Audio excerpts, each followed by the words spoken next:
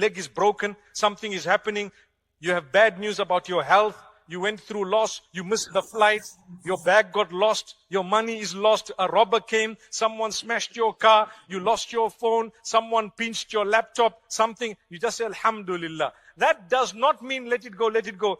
Robber, you took one laptop, there are 2 more here, come take them. No, no, no, no, no. No, no, no, no, no. We are not talking that. We are saying, when you have suffered the loss, after you tried your best not to suffer it, then you need to know, I did my duty, Allah chose this for me. Alhamdulillah, it was never meant for me. I know a brother who lost some money in a taxi. And he lost this money in a taxi in the UAE, in Dubai, to be precise. And he was frantic and he didn't know what to do and he was confused and he's trying to look and he's trying to check. And someone told him, was this a registered car? He said, I don't even know. So confused. I don't even know. And then he visited he went to the masjid for salah and he visited the imam. Imam, make dua for me. Because you know what? I lost so much money, X amount, big amount. How did you lose it? No, I think I left it in the cab. He says, thank Allah. First you must thank Allah. But I lost thank Allah. Say Alhamdulillah. Alhamdulillah. Alhamdulillah. You start understanding, the money is lost. My limbs didn't go. My eyes are not taken. My nose is not gone.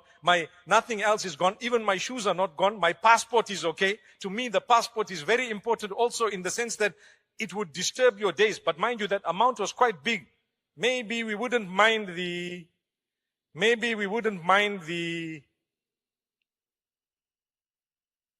passport going for such big money.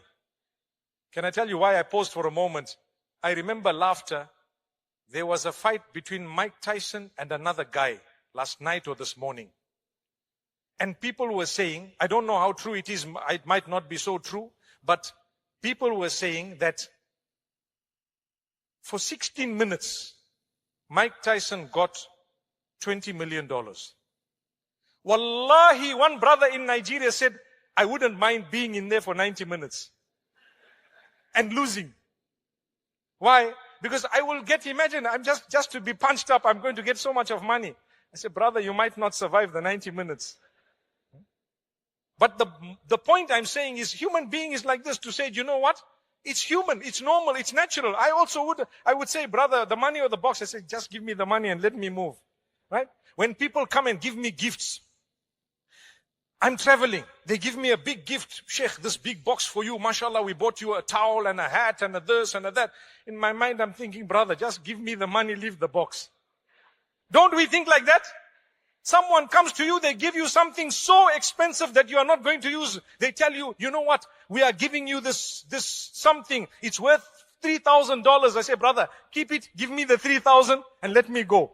Wallahi, I come from Zimbabwe. I'm not silly. May Allah bless you. So the Imam says, thank Allah first.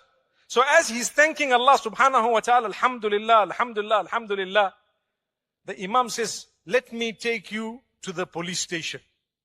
So there is a police station nearby. They walked together.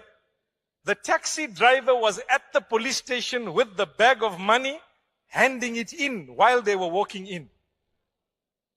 Look how Allah only wanted him perhaps to say Alhamdulillah. Allah says, now you passed your test, take it back and move.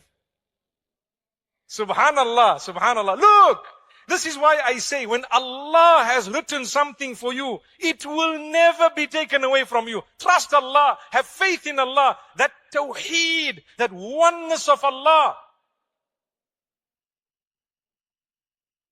May Allah make it easy. So my brothers and sisters, mashallah, tabarakallah, when we struggle and suffer, if we have Allah with us, it's made easy.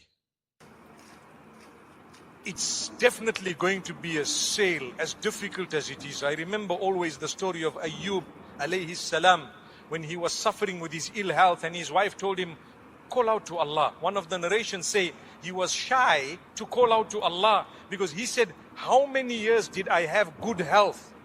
And now I'm suffering for a short time and you want me to complain to Allah? Imagine if we had that mentality. I would ask you, how many years did your business go well? A few days ago, I was with someone who was investing in cryptocurrency, and I'm neither pro nor am I anti. I'm not promoting it nor demoting it. I'm giving you a true story. And the brother lost. He lost a lot of money because he put money in crypto. What is crypto? Crypto is equivalent to birds in the sky. So what you do, you say, for example, I've invested, I have 5 million crypto. I'll tell you, those 500 birds, they are yours. My brother, my sister, bring one bird, let's talk. Bring one of those 500, we will talk.